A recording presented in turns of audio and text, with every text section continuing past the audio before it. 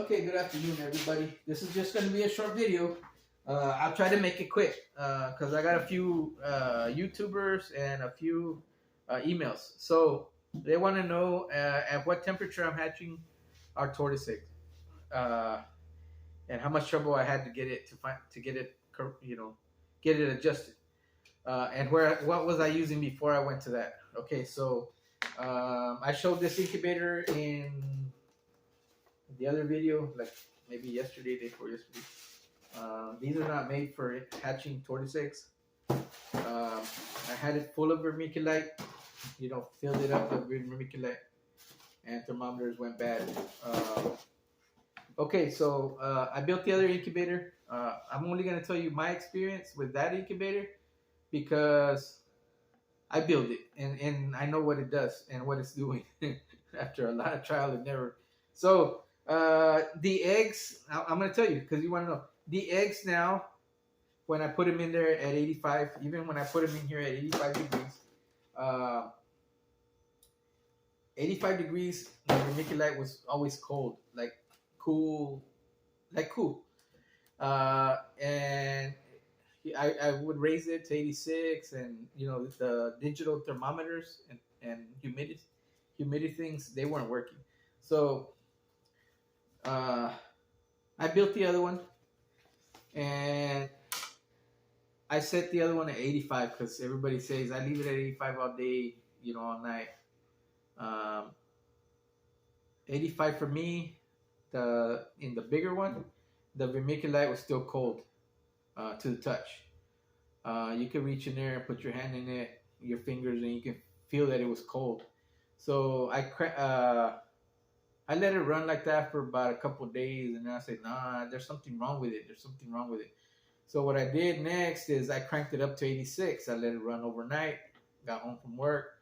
I wasn't seeing no moisture on the lid, so I knew that I would touch the vermiculite, and it was still cold, like cool. Now it was cool, like not super cold, but cool. So, and I would look at the temperature controller, and the light wasn't even like pulsating, and or the light was always like if the room was set at 85 degrees, right? So that's the ambient temperature in the house, 85 degrees. So it had no need to turn heat on. So after leaving it overnight at 85, 86.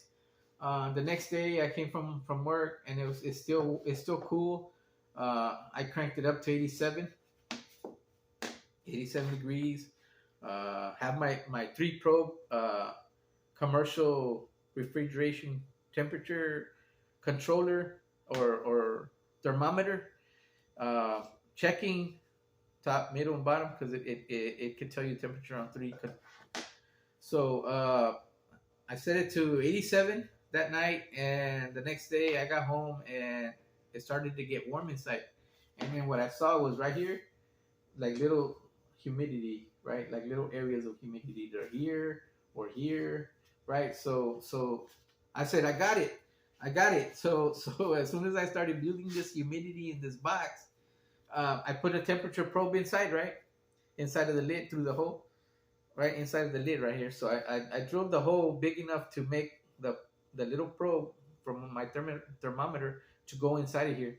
And now I'm getting the temperature inside to 85 degrees. No, 87 degrees, right? And I'm creating humidity. So at 87 degrees, I let it run the second day.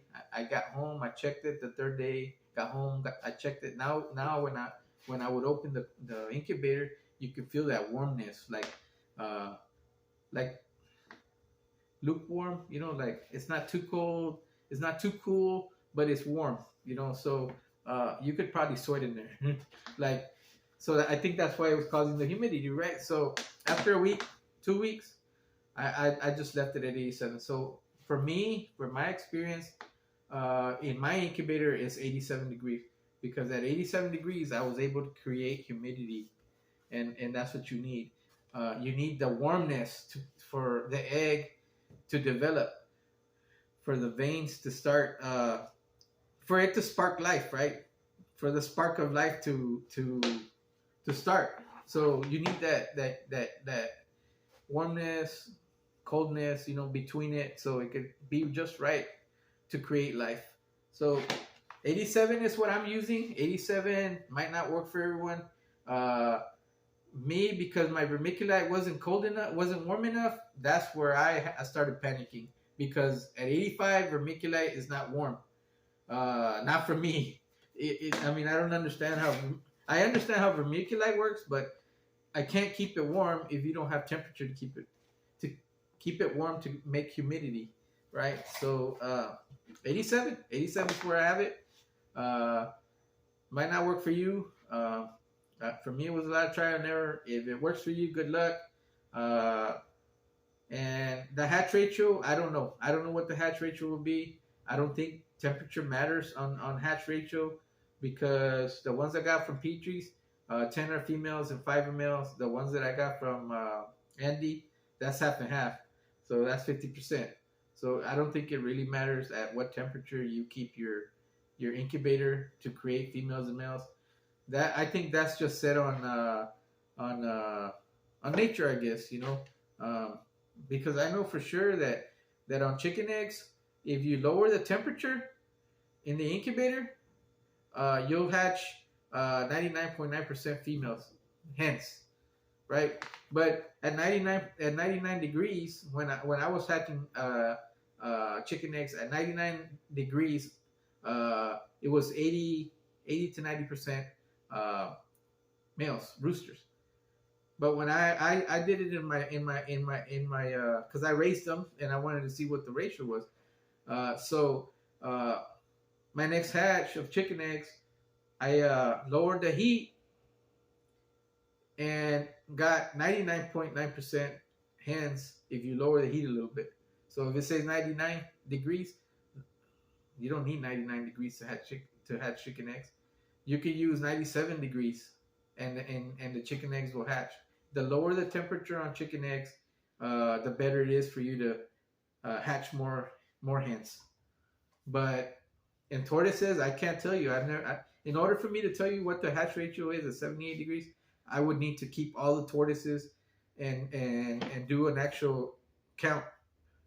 So I said, if you hatch your tortoises eggs at 87 degrees, which is still low, you're not at 99 degrees or whatever, you're able to get 99% females. But I don't think it really matters. Maybe it does, maybe it doesn't. I haven't tried it. So hopefully you watch this video, and the next one is gonna be on vermiculite and how I'm doing it, and what other things I had to things I had to do, or hard things that I needed and I had a hard time getting, so I had to go somewhere else to get it. Thank you for watching this short video, and hopefully that answers your question. Sorry I ranted about that. Good night. This is a short video right here.